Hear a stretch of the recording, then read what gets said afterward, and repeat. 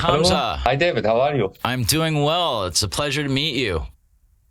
Pleasure to meet you as well. And by the way, thank you so much. I can't imagine what you've gone through and how difficult that must have been through that journey. But I want to thank you from the bottom of my heart for using your voice and for trying to bring light and positivity to the world.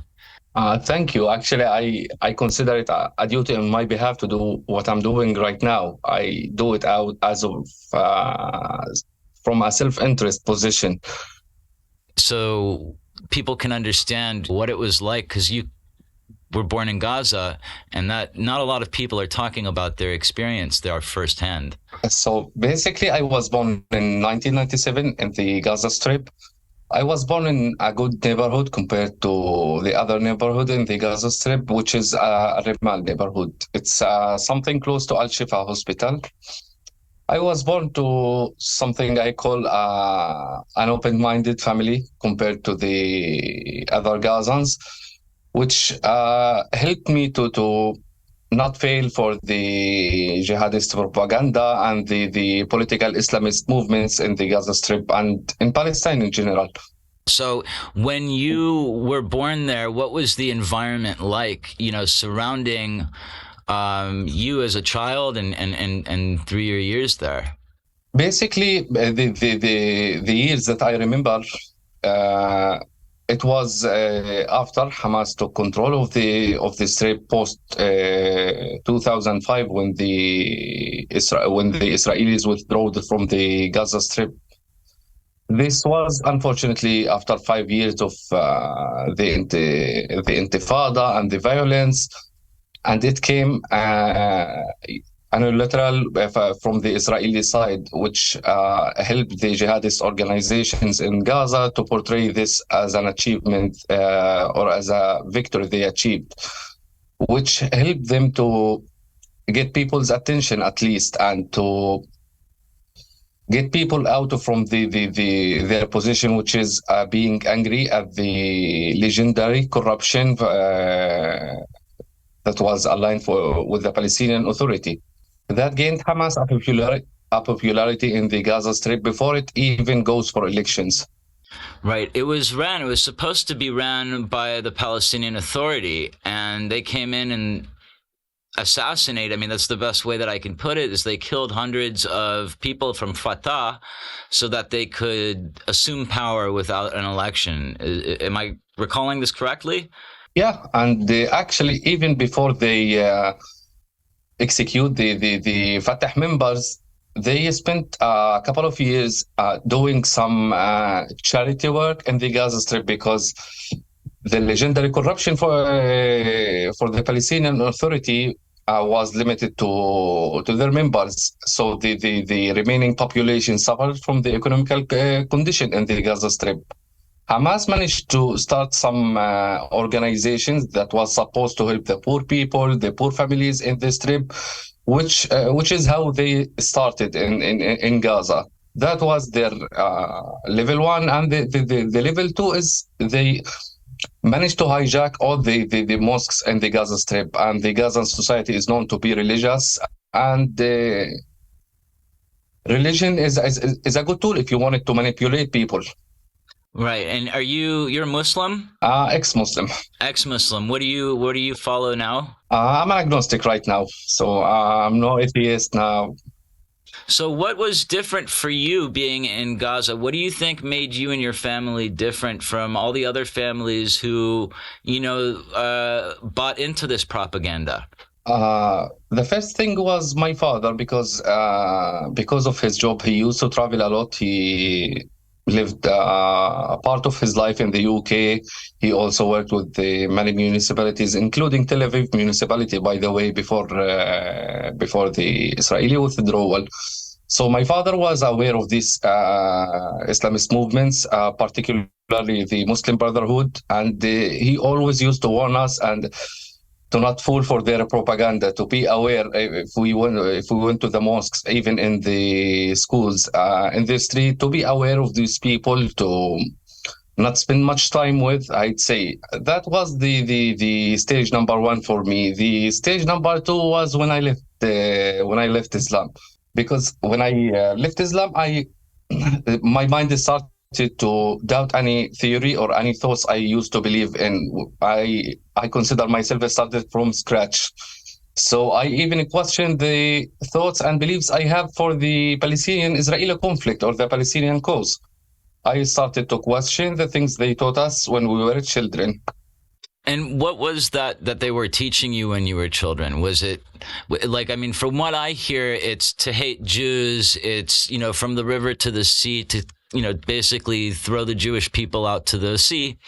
What am I misinterpreting that, or is that how it was? Was it worse than that? Give me an idea of what you learned in school in Gaza.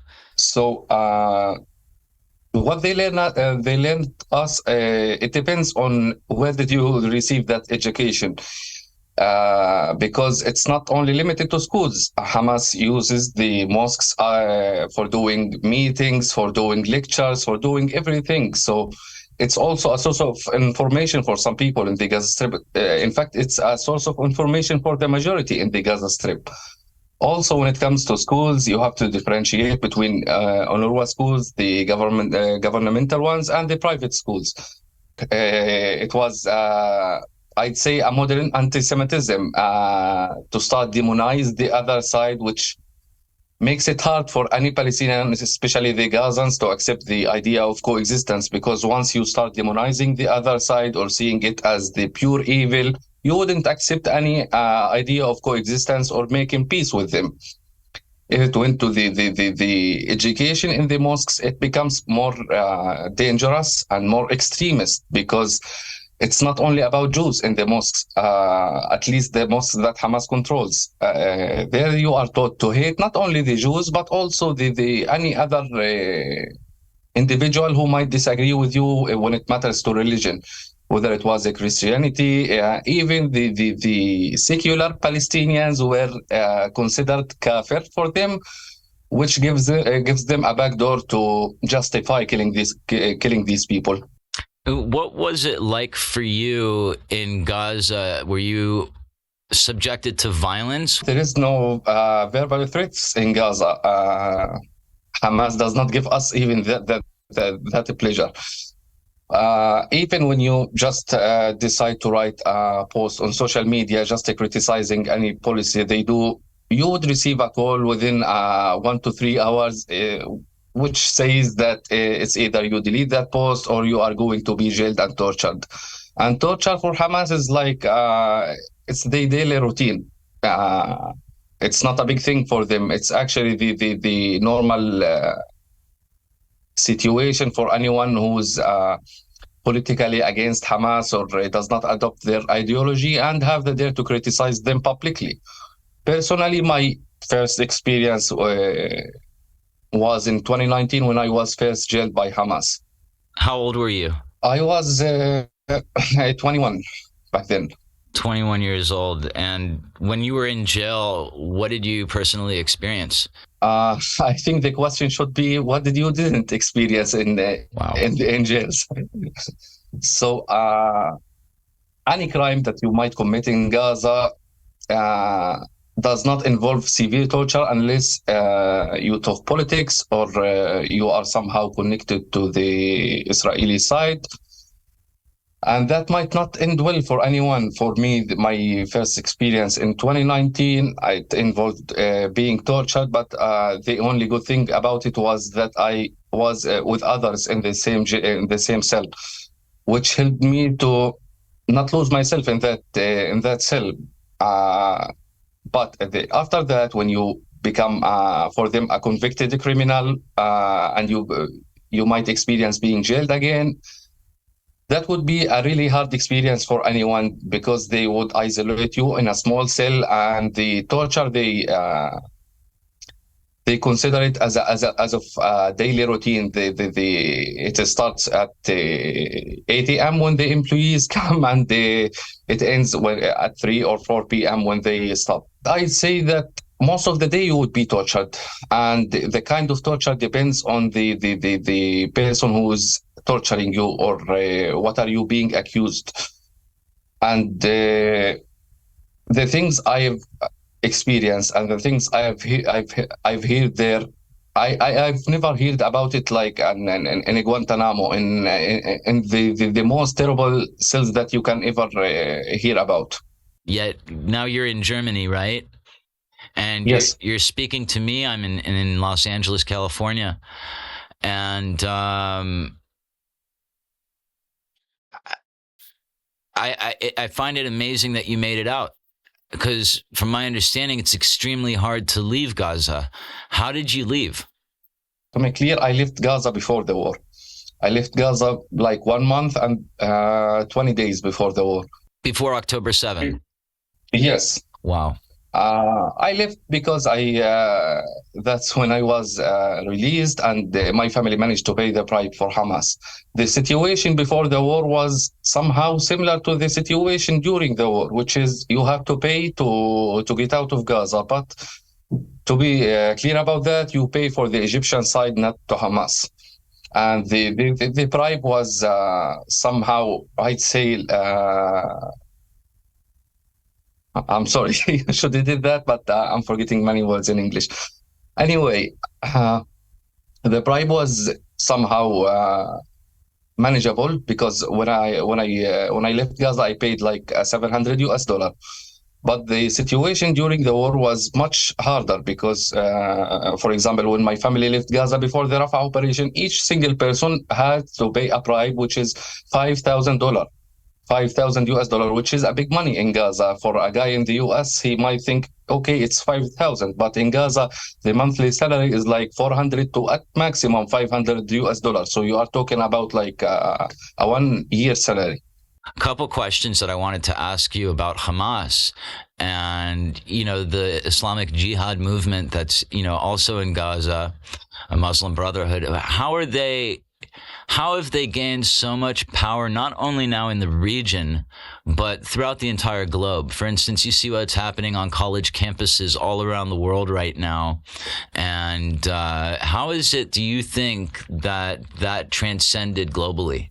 Because they do not work alone. One of the things that helped Hamas gain the support they have in the meantime is the Qatari propaganda. And the years and the billions they spent portraying Hamas as the freedom fighters, as the good people, the resistance that is supposed to free the Palestinian people. And whether we liked it or not, Hamas did that successfully. What do you think Hamas wants at the end of the day from Israel? What do you think if Israel was to put down their guns and say, let's talk point blank right now, having a discussion, let's make a peace truce or something, what do you think that would look like from Hamas end? Or do you think that's something they don't even want? Actually, I prefer to recall the answer from Hamas leader, who is Mahmoud al-Zahar. He's a co-founder of Hamas. And he's one of the old school of Hamas. He used to say, and there is a public video about that the matter for Hamas is not only about Palestine and Israel. It's not even if just Israel disappeared, and that's not enough for Hamas. They want the big Islamic state to get the Khilafah again, because if we remember when Hamas started, it started after the Ottoman Empire collapsed, and they want to start that all over again. It might start in Palestine and Israel, but they have also plans beyond that. Do you think they have the ability? Do they have proxies in other countries that are already, ready to take action at a moment's notice? Actually, yes, they are not alone. They may not be ready while we are talking, but I'd say that in Lebanon, they have a good proxy. In Syria, it's also the case. In Yemen, the same case. In Iraq, the same case. People don't realize that how massive is the power the Iranian proxies have, or the threat they impose on the entire region. So let me ask you about the average Gazan citizen or Gazan civilian.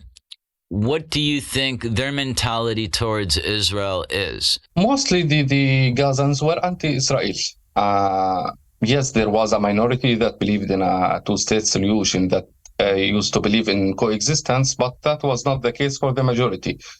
The normal Gazan would say that Israel does not have any right on this land, and that's a problem that can be triggered to the educational system, because it clearly ignores the Jewish history in this land. So for them, they are mostly anti-Israel. They might accept a two-state solution, basically the PLO view in the 90s. And do you think that Gazans want peace, or do you think that they would rather see, the state of Israel destroyed and, more extremism come in? I do not prefer to answer such questions without any studies behind, but in the meantime, I'm not expecting the Gazans to rally for peace, at least because of the horrific conditions they are enduring in the meantime with the war and everything. So how do we solve this? Yeah. Where do we go from here? There is actually no magic trick that can just make all the problems disappear, especially with such complicated conflict. But I'd say that there are some solutions that should be applied if we wanted to somehow downsize the scale of violence and hatred between the both sides. That would require some time, at least one or two generations, to make somehow the idea of coexistence acceptable for both parties. It's also the case for the Israeli side, because unfortunately, during this war and under this government, there is a clear shift for the Israeli society to the far extreme. What do you think needs to be done to get to a point where we can start de-extremifying? What can we do today that's going to bring something to a change? I believe it's possible, but I believe that it should be exercised from the outside. I'm not expecting Hamas to start offering solutions for the conflict. It's also the case for the current Israeli government. So I believe that there must be a pressure from the outside parties, especially the US and the Saudi Arabia, with the current discussion of the normalization agreement. So they both should put some pressure on both parties to sit together. And I'm not talking about Israel and Hamas. I'm talking about Israel and a good representative for the Palestinian people. That also should be with some pre-requirements that include a good proposal or a good plan by the Palestinian side for a de-radicalization process for the Gazan society. I know that some people might not find that acceptable, but I believe it's necessary. And this de-radicalization process should include everything, starting from education, the religious discourse, also to somehow rehabilitate the economical situation in Gaza, because these jihadist groups, they capitalize on the people's suffering. They capitalize on these hardships they endure. So if we are going to leave the door for them, most of the people, whether they like it or not, they are going to join these organizations. If not because they adopt their ideology, it's because they want to get some of the benefits that these organizations offer. We all know at this point that Iran has Hezbollah, has Hamas, they're funding the Houthis. What do you think, who's really calling the shots at this point? I strongly think that it was Iran, at least before the assassination of Ismail Haniyeh and Fuad Shukr, the Hezbollah leader. It was directing everything regarding the negotiations, and that's proven by the non-stoppable meetings between Hamas's members and the Iranian officials. Even when Ismail Haniyeh was assassinated, he was in Iran for some reason, and I think we all know that reason. So you think that they're splintered now? It might be different than it was in the beginning. After these assassinations, you think now Hamas and Iran might be at odds of one another? I'd say that at least Hamas was expecting Iran to respond to Haniyeh's assassination, or Hezbollah to do something to help them strengthen their position in the negotiations. But it's clear for them now that they are alone on this. Yeah, that makes sense. That makes a lot of sense. Going now back to your history a little bit and your family. How many generations were you living in Gaza? I lived my entire life in Gaza. He only lived for Egypt for once. Then I went back to Gaza, and then the second time was this one when I What about left your for Jordan. father and your grandfather more so? Like the ancestry of your family. Are they from Egypt mainly, or are they from Gaza, or where's the history come from for you, from your The, family? the history for my family starts from Jaffa. But yeah, they were displaced in 1948. But we lived all our life in Gaza, and somehow we moved on. We did not stuck with the past memories. And for my father, he used to spend most of his life in the other countries doing work in Europe, in the US, in also the Arab countries. And have you been ever inside of Israel? No, I No. did not leave Gaza, only for Egypt once. I'm Egyptian, so my father was born in Cairo, and they threw out the Jews in 1957, and that's when my family moved to Israel. So it's amazing that being you and me are cousins. We can even say that we're so close as brothers in a way, right? But we need to find a way to let go of the extremism on both sides so that people can live a life. And I guess my biggest question is, what do you think really needs to happen to change the way that people think in Gaza and to open their minds up, maybe within the family structure, within the households? Maybe it starts someplace else. Yeah, it's actually true, because if you want to see a real change, he must be true, must be honest about it. It cannot be like a peace treaty just as it was between Israel and Jordan, or Israel and Egypt, because the situation is much different between us. And if it was supposed to success, we should be honest in that includes starting that with the family, with the society, and to see the collective response to someone calling for coexistence and peace to be yes, not to be described as a traitor or a collaborator against his people. So many things that should be done, as I said, with the de-radicalization, but that does not mean that the family and the society are exempted from their duties. What are your thoughts on Yasser Arafat, just generally? I believe that one of the worst things Israel have did to the Palestinians is when they recognized the PLO as the representative for the Palestinians in 1993, because by this they implied that this ideology represents the Palestinian people. I personally I don't think that Arafat was a good representative for the Palestinians, but I believe he was honest, or that he really wanted to see his people in a good faith. But he was not the best option. He personally, I think of him as the main reason behind the failure of the Camp David Accords. I believe that Arafat was not honest about doing a two-state solution. He managed to always open the back door for the jihadist organizations to, whenever he wants to strengthen his position in the negotiations with Israel. Do you think that we're ready for a two-state solution right now?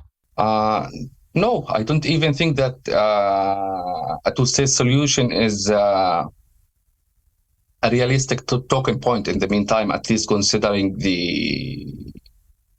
how radical are the two societies. I don't think that there is an easy solution to figure out that. But I believe that we are going, whether we like it or not, but we are going towards a one-state solution. And that's not a bad thing. It can be amplified, and I don't have the ultimate truth. It's only an opinion. In your vision, what would a one-state solution look like? A successful one-state solution, because it's not easy to talk about it, since the Jews want a Jewish state. So it's not easy, but I believe that it might be applicable if we are going to apply confederal states within that state, one for the Palestinians, one for the Jews, and I believe that this is inevitable in the meantime. You mentioned you didn't think that Arafat was a good option for your people or the Palestinian people. Do you know any leaders or any names of people that you do support that would be a less radical option and a good leader for the Palestinian people moving forward? In the meantime, I'm a big fan of Dr. Salam Fayyad. Also, Mohammed Halan can be a good option. Those are the alternatives that I can think of in the meantime, but that does not mean it's limited to them. What are your plans for the future? Where do you go from here? You're in Germany right now. Do you have plans to visit the United States or travel more abroad? To start, I have to figure out my situation in Germany because in the meantime, my visa is not accepted and I have to struggle with the legal documents here.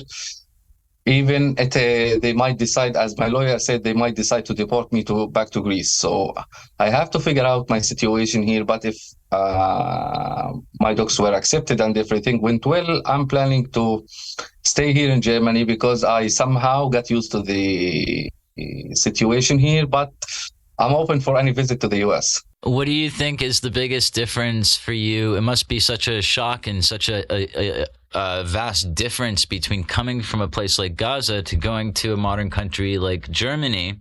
What do you think are like the top three or biggest differences or things that, catch your attention about being in Germany right now? The first thing is how I believe that we were culturally isolated in Gaza. I mean, the entire Western values, the entire Western culture is something weird to us, something that we didn't hear of or that we didn't think of before. So it's almost that you are starting your life from scratch, whether that was with the culture, with the language, and with many barriers here. Also, how people think or how they interact with each other, it's way different than Gaza. So I'm struggling with it, but I think I'm able to do that. What would you say to people who, there's a lot of gay people or LGBTQ plus people here in the United States who are really diehard supporters of Hamas. And you and I both know that Hamas would probably hang them from a crane and do some terrible things to them. But what would you say to somebody like that who's so misguided and misled? Actually, I'd say that it's not a probably. It's for sure they are going to harm them. There are many ways to support the Palestinian people, but none of them includes supporting Hamas. Actually, if you are going to support the Palestinian people, you cannot support Hamas. Hamas oppressed and kidnapped the Palestinian people for more than 20 years. So if you are going to support the civilians in Gaza, you are more than welcome. But if you are going to support Hamas, I recommend them to do a visit and see how Hamas might deal with them in the Gaza Strip. I was doing an interview with one of the encampment organizers from UCLA here, UC Los Angeles. Are you familiar with the encampments that have been going on college campuses? I used to follow what was going on in the first months of the war, and where there was a clear violent discourse within the campuses, but I stopped, to be honest. So they seem to fully support Hamas. And my question to you is, do you think that what they're doing is helping or hurting the Palestinian cause as a whole? Actually, I wrote a piece for the Newsweek titled "A Message to the Campus Protesters in the U.S. You are hurting the Palestinian cause," because I believe that those people did not come to show support for the Palestinians or to stop the war or to support the civilians. They came from an anti-Israeli view. They just want to point their fingers towards Israel. But the Palestinian cause is a good door, I'd say, to hide behind and say that you are here for to support the Palestinians, and that's proven by the point that none of them ever supported the Palestinians when we were jailed and tortured by Hamas in 2019, 2023. Even when the Gazans protested against Hamas during the war and Hamas shot directly at them, none of these in the campus talked or even condemned this behavior. Currently, I'm talking to you, and one of my friends, he's in the Emirates receiving medical care because he was tortured by Hamas. His four limbs and his teeth were all broken by a Hamas guy simply for writing a post on Facebook. You said they did all that for writing a post on social media. Yeah, his name is Amin Abed. You can look his name and you can see the entire story behind it. And actually, this is not the first time they torture Amin. This is maybe the 7th or the 8th time. It's also the case for Ihab Fasfouz, who was kidnapped after writing a post against Hamas during the war. No one knows where he is in the meantime. I can give you a full list of names that were all tortured by Hamas during the war, and I'm talking only about those who were tortured during the war. So if they are protesting because they want to support the civilians in the Gaza Strip, please talk about those who are being tortured and kidnapped and sometimes killed by Hamas for simply writing posts on social media. That's a crazy story. I can't imagine what that must be like to have a friend literally been tortured 7 or 8 different times. What is one thing that you think the world could do, whether it's the United States or, other Western countries? What could we do to help Gaza, and not only Gaza, but to help the Palestinian people? Actually, I believe the best way to support the Palestinian people is by forcing their leadership to sit with the Israeli ones and to reach a reconciliation for this conflict. We might start now applying it, but 1 or 2 generations after, they would look and thank all of us for achieving this, for stopping this blood cycle. I don't prefer any other way of supporting one side and completely forgetting about the other side, and that's why I was angry seeing the DNC a few weeks ago when they did not even invite any Palestinian to say anything about the Palestinian people or to deliver their demands. So hearing from one side and completely forgetting about the other one is how you fuel this blood cycle, not how you stop it. I really appreciate you taking the time to speak with me, Hamza. I wish you all the success in the world, and may peace be on you, my brother, and on your family. For sure, and thank you a lot. Okay, we have one question. Nice to meet you, Hamza. Hamza, you want to come up here for a second? You can come up here. Have a seat. I really appreciate everything that you had to say today. I wanted to ask one personal question. Do you fear retribution from Hamas, even being in Germany? And do you think that might be a reason why more people in your position don't speak out against them? The honest answer, yes. I'm afraid, and there are some details that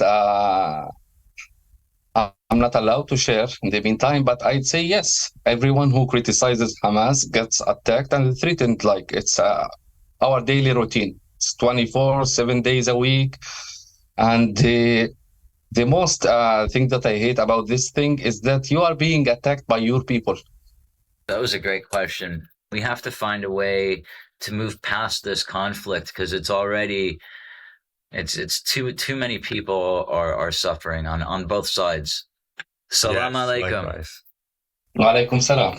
Shalom.